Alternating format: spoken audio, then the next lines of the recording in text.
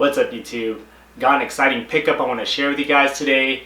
As you can see right in front of you, it is a pair of Jordan 1s. These are the Jordan 1 Element Gore-Texes in the light curry colorway. So I actually went on a trip to Europe for about 2 weeks, went to Switzerland for a week, and went to Amsterdam for another week. And when I went to Amsterdam, there were a lot of cool shops, and there's just a whole lot of sneaker stores. So I went into size, and I saw these on the shelf. And when I asked for my size, they only had one pair left in my size. So I was really lucky enough to cop the last size of this colorway anyway. And yeah, had to ship them home, and here they are. So when it comes to the Jordan 1 Elements in particular, I feel like this model has been on my radar for a couple months, pretty much initially when they started releasing the first images of these. I'm pretty much always on the lookout for the next functional shoe. Not just a shoe that is stylish, but also a shoe that has functional components. In this case, these Element with the Gore-Tex technology has elements that can withstand some weather conditions. So I copped these for that purpose, and I'm going to put them to the test. So in this video, I want to do a thorough review of these shoes. First, I'm just going to talk about the materials real quick, talk about sizing, do some on feet, but I'm also going to throw a couple of fits with these shoes. I'm going to definitely wear these in for a good couple of weeks and hopefully break these into various different weather conditions. And then at the end, I'll give my overall thoughts. So with that being said, let's get into it. Alright, first off, let's quickly talk about the materials. The shoe is made of a combination of nubuck, ripstop, 3M, and mesh. Of course, the highlight of the shoe, which is the curry colorway, this curry material here is made of a really soft nubuck, which when you have them in hand, it's actually a really nice quality, soft feeling nubuck to the touch. In terms of the toe box in the mid paneling, you can see the white hits there, and these are made of a ripstop material. And one of the main things you'll notice when you have these in hand is when it comes to the toe box, most times with Jordan 1s you have the perforated holes, but with these holes here, they're indented, but they are not pierced through. And my guess is that this is made on purpose for the purpose of resisting the elements. On the lateral side of the shoes, you have the big obvious 3M swoosh right here, but you also have the 3M Wings logo on the ankle, as well as the 3M Gore-Tex logo on the heel as well. Given that these are all made of 3M material, you know the branding is going to shine when the light hits at the right angle. I think I mentioned this already, but the nubuck that comprises this curry part of the shoe is just super soft to the touch, but also the ankle collar here as well. This black part here and here is also made of the same nubuck material, and it's super soft. As we move up to the tongue of the shoe, this tongue is black, and it's also made of that same ripstop material that the toe box and the mid panel is made out of. A little detail about the tongue is when you look at the patch on top here, most Jordan 1s have that typical Nike Air branding. This one also does as well, but it's in a little different position, and it also has some extra text on the patch as well. Inside the shoe, at least with the left shoe, the insole or the insert has a Nike Air branding on the heel part of the insole, but on the right shoe, it has the Gore-Tex branding instead. Moving to the bottom and the outsoles of these shoes, you can see that the outsole pattern has a combination of the curry color as well as some black translucent coloring as well. To be honest, I'm not fully feeling the outsole design. I don't really like how they added these black blotches of transparent black on here. I guess there's this main blotch here as well as a little hit of it on the toe as well. I would have preferred if they just either kept it all black or all curry, but again, just my opinion. And one more thing about these shoes, when they come in dead stock, they only come with one pair of black laces, which I'm a little bummed about. As of lately, Jordan 1s have been pumping out pairs with 2 or 3 different lace options to choose from. These unfortunately only come with the black ones, which do look good, but it's always nice to have some extra options. Alright, next let's talk about sizing and fit and comfort. For me, I went true to size. Usually I'm a 9.5 when it comes to Jordan 1 high tops. I got 9.5 in these, and they fit me pretty much like any other Jordan 1. There is a little difference though, because obviously with these being made of different materials, it did feel a little different in terms of comfort. Because this has more of a combination of ripstop material as opposed to like that plush leather, I would say these do feel a little stiffer, at least initially. The first few steps in these are a little more stiff, but again, I think that's the trade-off you get for the more weatherproof materials. Otherwise, again, for the most part, true to size should work with the Elements versus any other Jordan 1. Just a quick story I want to tell about when I copped these shoes in Amsterdam.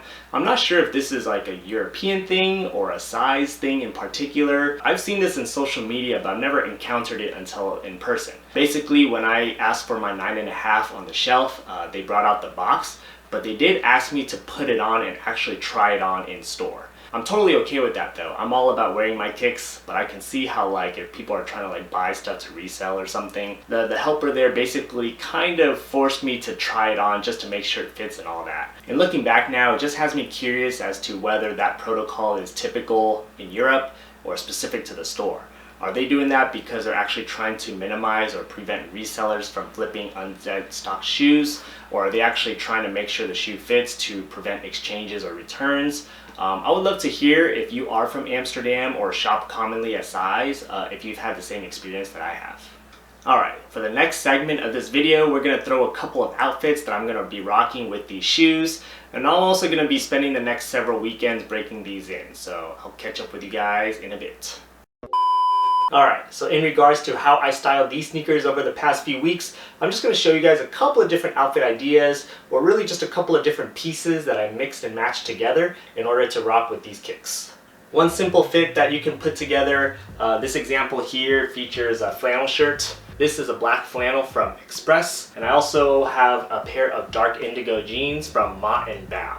In terms of this flannel in particular, I've had this flannel for many years, at least 5 years, and I've definitely worn this a good couple of times each year and they still hold up pretty good. This flannel is simple and straightforward. It's a mostly black / dark gray flannel with some accents of maroon and orange. With the color scheme being along the lines of fall and earth tones, I thought it was a perfect fit for the Jordans. And then in regards to these dark indigo jeans, I've also featured these jeans in the past. These are again from Mott & Bow, and these are definitely one of my favorites, if not my favorite, dark denim jeans that I have right now. They're lightweight, they're really stretchy, and they're pretty good quality. So yeah, you have a casual flannel, you have some dark jeans. Put together is a very safe combination that looks great and anyone can pull off. Alright, let's move on to the next fit. This next fit is definitely one of my personal favorites in a while, and it's definitely more of an elevated look. In the next fit for the tops, I combined these two pieces right here. Here I have a hoodie from Everlane in this like dark brown / clay / orange colorway, and then I layered it under this top coat from Shein. And then as for the bottoms, I was rocking these black slacks from Express as well, and these are called the photographer pants. Personally, I really dig this hoodie and top coat combo. This top coat again is from Shein, but it only costed me $25.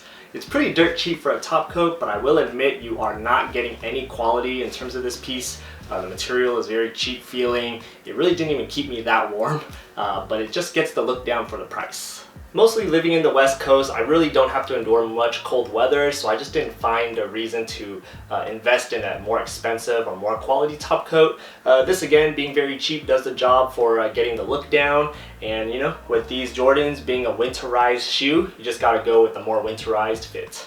Now in terms of this hoodie though, this hoodie was probably the hallmark piece for a lot of my outfits, especially when rocking with those Jordan ones over there.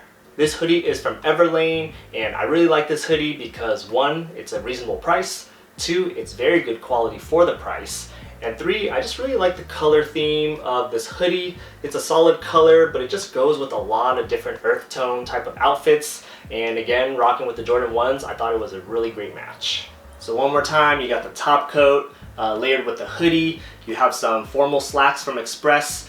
This is just an overall elevated / menswear type of look that I really like. It's a winterized, very fitting for not only the theme of the shoes, but just the overall theme of the colorways all put together. This is definitely one of my personal favorite fits. Alright, one more fit I want to showcase real quick. This is very opposite of what I just mentioned. Opposite from menswear, classy, and elevated. I have a very casual, easy, lazy outfit, and it's the one I'm wearing right now. It's basically just a washed black shirt, as well as some brown shorts from Lululemon. Even though these Jordan 1s are technically for the elements, I actually feel like they're great for the spring and the summer too. Initially, I was assuming that the shoes would be really like warm and stuffy inside, but to my surprise, the ventilation was better than I thought. I felt like my feet were actually pretty well ventilated throughout wearing these on a nice sunny day out. So even though the Gore-Tex was designed for water repellency and things like that, I think this is actually makes for a great spring and summer shoe too, which makes this Jordan 1 very versatile. And of course, with these brown Lululemon shorts, I just had to have an excuse to wear them. All these different brown tones, from the hoodie to the shorts to this light curry on the shoes, they're not all exactly the same brown, but any variation of brown put together just goes very well, and it really doesn't have to be a perfect match. It still looks great even though the shades are a little bit off. So now I just want to share a little advice when it comes to styling Jordan 1s like this. I just want to break down my thought process real quick. When I look at a Jordan 1 like this, what I see is contrasting colors. You have brighter tones of brown, and you have the white and the light gray / silver with the 3M, but you also have the contrasting dark colors of black along the tongue and along the ankle collar. When you have a shoe with contrasting colors and combinations like this, I like my outfits to somewhat be contrasting as well. And what I mean by that is that usually I like the darker bottoms with the brighter tops. Again, you have bright and dark to contrast one another, which also complements the contrasting colors of this shoe. So the example of the Topcoat outfit, this brown is lighter. The black pants are obviously darker, so contrasting colors, contrasting shoes. I think there's a coherency that I'm pretty much going for there. And another tip in that regard is that because this shoe has a dark tongue, I tend to gravitate towards the darker bottoms. Of course, my examples here are the dark indigo jeans and the black slacks, which again, in my opinion, flows a little better with the tongue so that it allows for that continuation of that colorway without it causing too much of a harsh blocking. Of course, this is just my opinion. You can go with some brighter bottoms too, but in my opinion, I just think it contrasts a little too hard with the darker tongue. I tend to like the darker bottom first. Just again because it goes better with the darker tongue on this shoe. So after having worn these in for a good couple of weeks, I will say that I was really satisfied and impressed with my experience rocking these shoes. I mean, what else can I say, because you can't go wrong with any Jordan 1s for that matter, but with these being the elements, they actually exceeded my expectations. Not only was it more comfortable than I expected, but I just really liked the overall colorway and the style and the aesthetic of this shoe.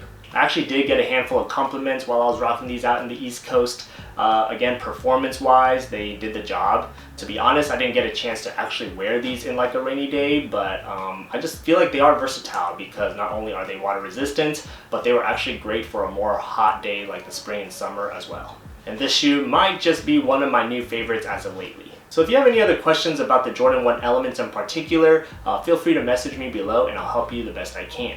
If you found this video helpful, please do me a huge favor and hit that like button. It'll help me out a lot. And consider subscribing for more content on style, sneakers, and science. While you're at it, be sure to check out some of my other videos here or here. Otherwise, thanks for watching, and I'll see you next time. Peace.